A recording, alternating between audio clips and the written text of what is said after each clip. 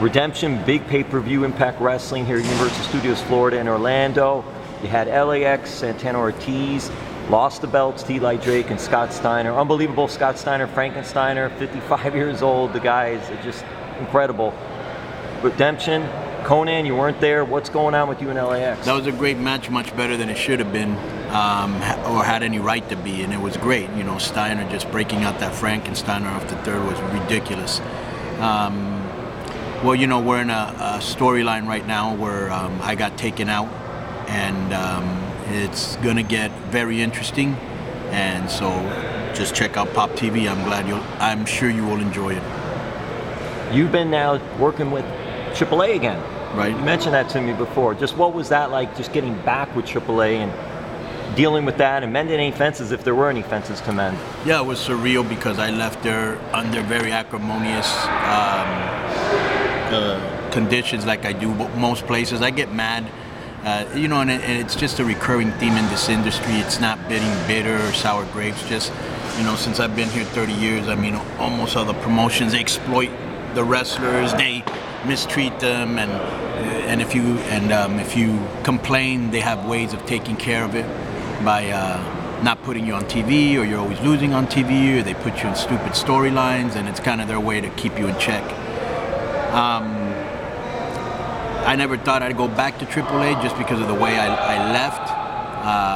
The biggest fences that I had to mend were the people in charge, Maricela Peña, who's the owner, Dorian Rodan, who's her son, and you know, we spoke, and we decided to put all issues behind, because the most important thing right now is that the promotion wants to go international, and they felt that I was the right person to do it with, and so we spoke about what my vision was, and they agreed, and so now I'm back there wrestling. And I think the one thing you are going to see, you know, I'm a huge fan, as you all know, of you know, just really good quality wrestling.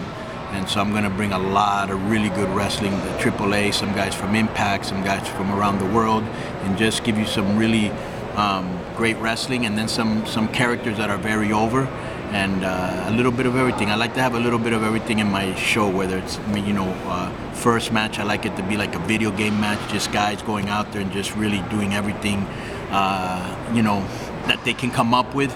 Then you have I have a comedy match, I'll have a hardcore match, I'll have a match with a storyline in it, you know, because not every match has to have a storyline, not every match, you know, and then we'll have the main event with the big stars and their storyline. So that's kind of what we'll be doing down there. Your role then in AAA will be running a lot of the matches and a lot of the show, doing that. It's probably, you know, kind of booker, writer. That's basically what I'm doing. Here with Impact Wrestling, we see a lot Lucha Underground, we see AAA, we see that kind of talent here and all.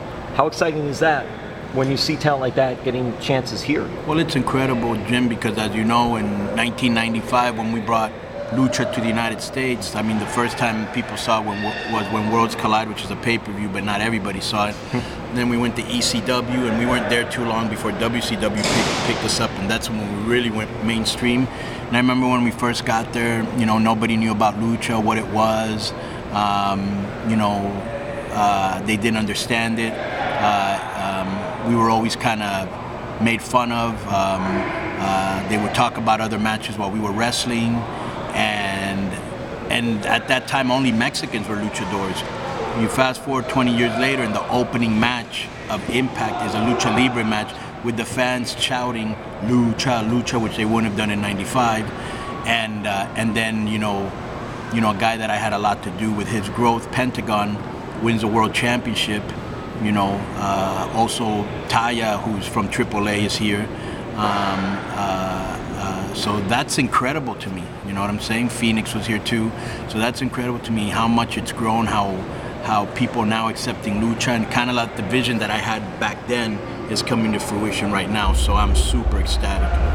That's amazing, and it's really great to see the time and effort that you've put in, that I know you've put in, to see things like that happening now. You mentioned Pentagon. We're going to wrap this up. I have to ask you this. So Pentagon and Santana from LAX do a lot of trash talking, especially when they bowl, right. Konnan. Right. And I know there was a bowling event recently and all, and you just quietly put them in their place by winning the wrestling portion of the Impact Wrestling Bowling Tournament. And I was just wondering just what your thoughts of winning that title and just showing the younger guys what it's all about here. Well, we had two trash talkers who decided to come at me, and when all was said and done, I had beaten both of them, and might I add, I hadn't bowled in 15 years, and might I add that I just had a hip replacement surgery, so I had stitches in my hip, and I still dusted both of them. So, you know, anytime you guys want a rematch, it's on. Oh, that's great.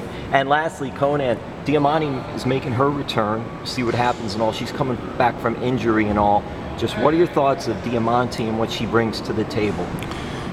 You know, she's just a very tough girl that, you know, fits perfectly with the group because we all bond outside of the ring, and that's very important. It was very important for me to make sure we had chemistry.